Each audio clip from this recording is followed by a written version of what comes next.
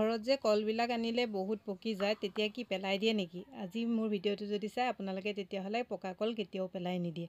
আজি মই বনাম পকা কলৰ বৰফি আৰু তাৰ কাৰণে মই ইয়াত দুটা কল লৈছোঁ। এয়া দুটা জাহাজী কল হয়, জাহাজী কল দুটা লৈছোঁ। এটা মিক্সিৰ জাৰ লৈ লৈছোঁ। এতিয়া জাৰটোত মই কলখিনি এনেদৰে বাকলি গুচাই টুকুৰা টুকুৰকৈ কাটি দিছোঁ। এতিয়া মই এইখিনি মিহিকৈ এটা পেষ্ট বনাই ল'ম। আৰু পেষ্ট কৰোঁতে ইয়াত মই পানী বা গাখীৰ একো দিয়া নাই, এনেদৰেই কলখিনি পেষ্ট কৰি লৈছোঁ। আনফালে গেছত পেন এখন পাতি ইয়াত মই ঘিউ দিছোঁ 2 চামুচমানৰ জোখৰ। তাৰপিছত এতিয়া ইয়াত দি দিছোঁ এই মেজাৰিং কাপৰ জোখেৰে 1 কাপ আটা, আৰু আটাখিনি এতিয়া মই ঘিখিনিৰ লগত এবাৰ মিক্স কৰি লৈছোঁ। আৰু এতিয়া ইয়াত মই দি দিছোঁ এইটো কাপৰ জোখে আধা কাপতকৈ কম, মানে 3 চামুচমানৰ জোখৰ চুজি দি দিছোঁ। এতিয়া আটা আৰু চুজিখিনি আমি একদম কালাৰ চেঞ্জ হোৱালৈকে আৰু ধুনীয়া এটা গোন্ধ অহালৈকে ভাজি থাকিম। এয়া চাওক, চুজিখিনি আৰু আটাখিনি ধুনীয়াকৈ ভাজোঁতে এইখিনি কালাৰ চেঞ্জ হৈ গৈছে, আগতকৈ মানে অকণমান ৰঙা হৈ গৈছে। এনেকুৱাতে এতিয়া ইয়াত মই দি দিছোঁ 3 চামুচমানৰ জোখৰ শুকান নাৰিকলৰ গুড়ি। যদি আপোনালোকৰ ঘৰত ফ্ৰেছ নাৰিকল থাকে, আপোনালোকে ফ্ৰেছ নাৰিকলো ৰুকি পেলাই অকণমান ভাজি পেলাই ইয়াত ব্যৱহাৰ কৰিব পাৰিব।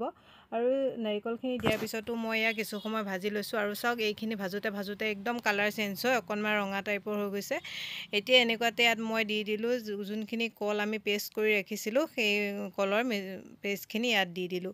এতিয়া মই আটাখিনিৰ লগত কলৰ পেষ্টখিনি ভালদৰে এবাৰ এনেদৰে মিক্স কৰি লৈছোঁ।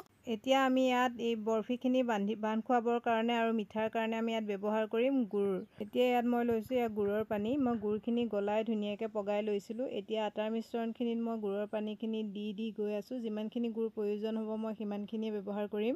গুড়ৰ পানীখিনি অকণমানকৈ দি এইখিনি মই ভালদৰে মিলাই গৈ আছোঁ। আৰু এইখিনি মিলাই থাকোঁতে গেছৰ ফ্লেমটো একেবাৰে মই ল' কৰি লৈছোঁ। আৰু এইখিনি বৰফি বান্ধিব পৰা এটা জোখত আহি যোৱালৈকে মিলাই আছোঁ। আৰু চাওক, এনেকুৱা ধৰণৰ হৈছে। আৰু এতিয়াই মই গেছৰ ফ্লেমটো অফ কৰি দিলোঁ আৰু এইখিনি ঠাণ্ডা হ'বৰ কাৰণে কিছু সময় ৰাখি দিলোঁ।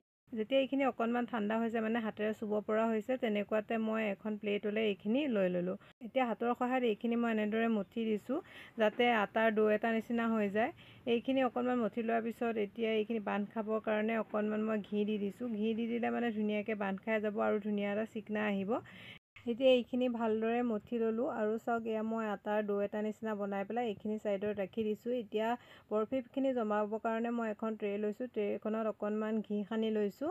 তাৰপিছত যে মই এতিয়া যোনখিনি মিশ্ৰণখিনি যে মই ডোটো বনাই ৰাখিছোঁ, এইখিনি ট্ৰেখনত এনেদৰে দি হাতৰ সহায়ত কেওকাষে এনেদৰে বহলাই দিছোঁ। আৰু ট্ৰেখনত যিহেতু এইখিনি বহলাই দিব লাগিব, তেতিয়াহে আমি বৰফি আকাৰত কাটিব পৰা যাব। এয়া মই হাতৰ সহায়ত এইখিনি ধুনীয়াকৈ এনেদৰে টিপি বহলাই দিছোঁ। আৰু যিমানখিনিলৈকে বহলিছে মই তেনেদৰে ধুনীয়াকৈ এইখিনি বহলাই লৈ ওপৰতো সমান কৰিবৰ কাৰণে চামুচ এখনত ঘি অকণমান সানি এনেদৰে হেঁচি দিছোঁ যাতে ওপৰটো ধুনীয়াকৈ নিমজ হৈ যায়, দেখিবলৈ ভাল হয়। এয়া দেখিছে নহয় মই কেনেদৰে কৰিছোঁ। যেতিয়া এইখিনি ধুনীয়াকৈ সমান হৈ গৈছে, তেনেকুৱাতে ইয়াত দেখিব ভাল লাগিবৰ কাৰণে অকণমান ড্ৰাই ফ্ৰুটছ কাটি দিছোঁ। ইয়াত পিস্তা আৰু এলমণ্ড কেইটামান, আৰু কাটি দিয়াৰ পিছত চামুচখনৰ সৈতে হেঁচি দিছোঁ যাতে ড্ৰাই ফ্ৰুটছখিনি ধুনীয়াকৈ তাত লাগি ধৰে।